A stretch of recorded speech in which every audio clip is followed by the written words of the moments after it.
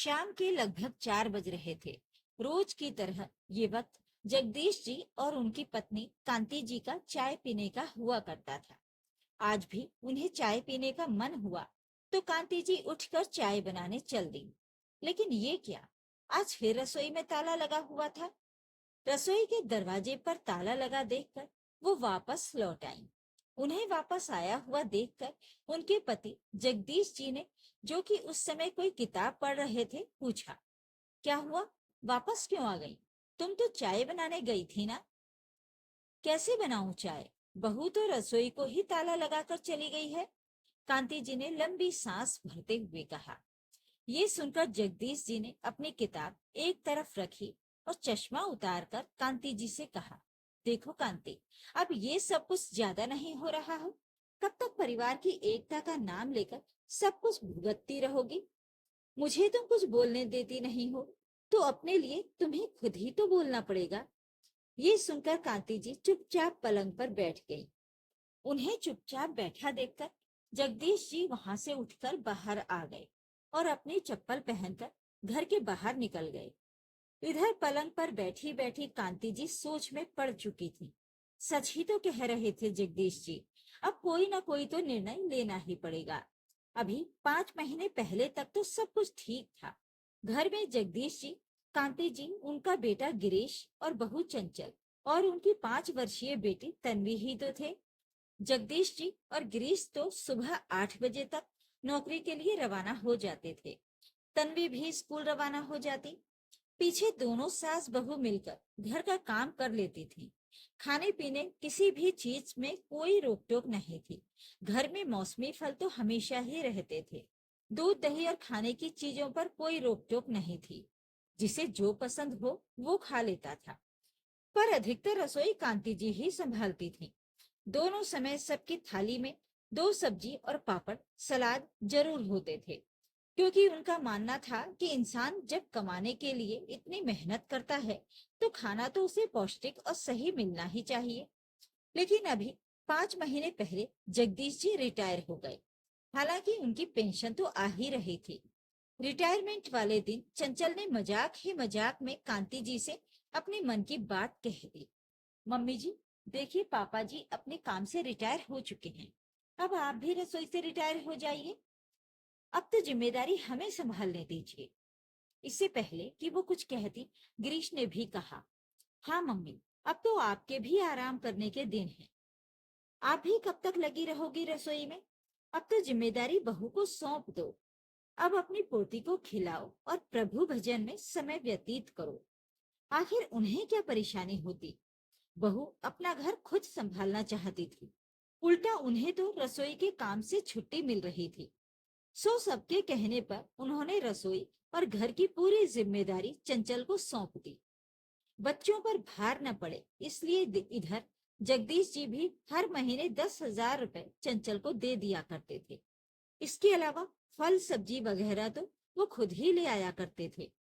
शुरू शुरू में तो कोई परेशानी नहीं हुई थी, लेकिन धीरे धीरे चंचल के स्वभाव में फर्क आने लग गया। अब जगदीश जी और कांति जी की थाली में कुछ न कुछ कमी रह ही जाती थी। कभी सलाद नहीं होता था तो कभी पापड़ नहीं होते थे। कई बार सुबह दही नहीं होता था। कई बार तो सिर्फ रोटी और एक सब्जी रखी मिलती थी। शुरू शुरू में तो उन्हें लगता था कि शायद बहू ने पूरा खाना नहीं बनाया है, क्योंकि जिस समय वो लोग वॉक से लौटते थे उस समय तक तो गिरीश नाश्ता करके रवाना भी हो जाता था और चंचल की आदत थी कि वो नाश्ता खाना अपने कमरे में ही करती थी। हाँ, कई बार तन्वी के पास अगर कुछ अलग दिख जाता तो चंचल कह देती, मम्मी जी सिर्फ तन्वी के लिए बनाया था, क्योंकि वो जिद कर रही थी। फिर 1-2 बार उन्होंने चंचल से पूछा तो चंचल ने बहाना बना दिया, मम्मी आज तन्वी परेशान कर रही थी इसलिए पूरा खाना नहीं बना पाई। या कभी कहती कि आज नींद देर से खुली थी इसलिए सिर्फ रोटी सब्जी ही बनाई है। तो कभी कहती कि मम्मी जी बहुत काम था इसलिए मैं नहीं कर पाई। कई बार तो कांति जी ने कहा भी, बहू अगर काम का बोझ बहुत ज्यादा है तो मैं रसोई दोबारा संभाल लूंगी, मुझे कोई परेशानी नहीं है। लेकिन चंचल मना कर देती। फ्रूट्स भी जगदीश जी अगर लेकर आए हैं और उसी समय कांति जी ने काट कर दे दिए तो मिल जाते थे, नहीं तो बाद में देखो तो वो भी फ्रिज में नहीं होते थे। पूछने पर पता चलता था कि खत्म हो गए। लेकिन एक दिन गिरीश ऑफिस से आकर चंचल से बोला, अरे चंचल, तुमने आज जो मटर पनीर की सब्जी बनाई थी उसमें नमक थोड़ा कम था। टिफिन में रखने से पहले चेक तो कर लिया करो। पता है नमक भी नहीं था मेरे पास। उस समय कांति जी और जगदीश जी वहीं सोफे पर बैठे हुए थे। दोनों ने हैरानी से गिरीश की तरफ देखा। आखिर मटर पनीर की सब्जी कब बनी थी? उन्हें तो सुबह सिर्फ दाल परोसी गई थी।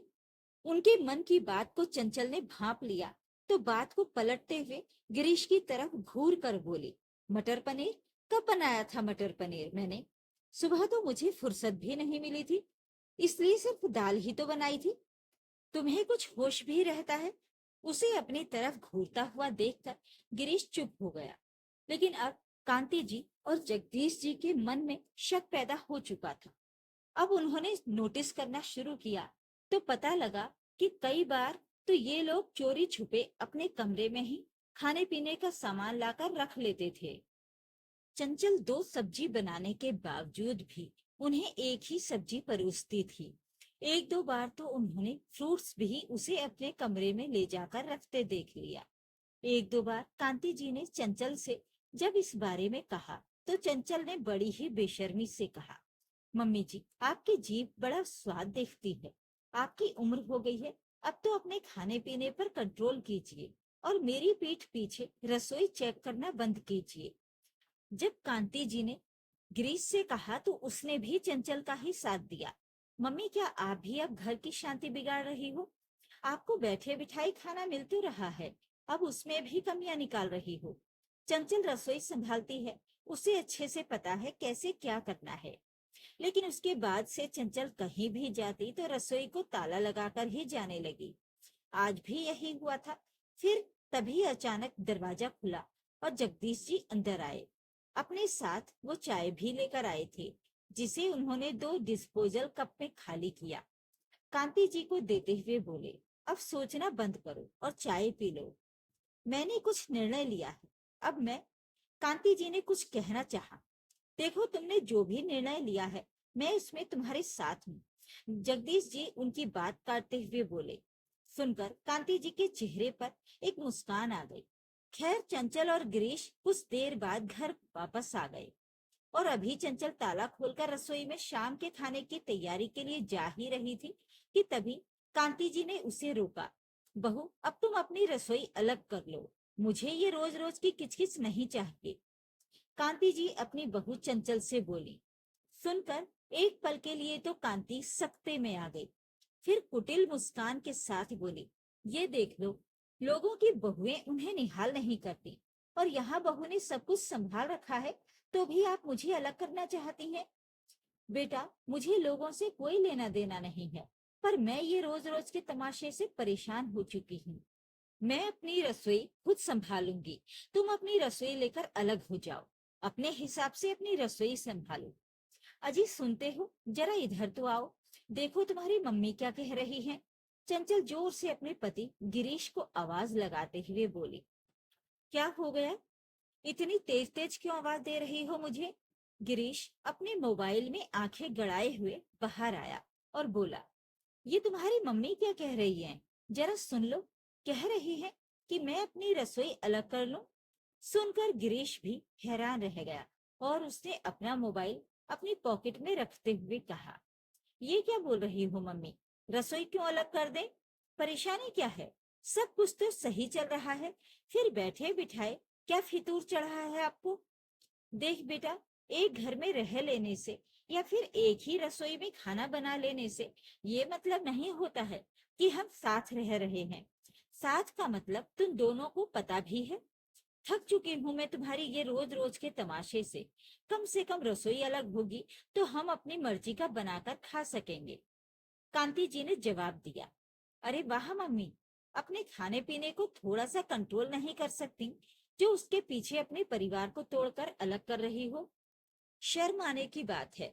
परिवार को एक कर चलना आप लोगों की जिम्मेदारी है, लेकिन आप तो खुद ही इसे तोड़ने पर तुली हुई हो।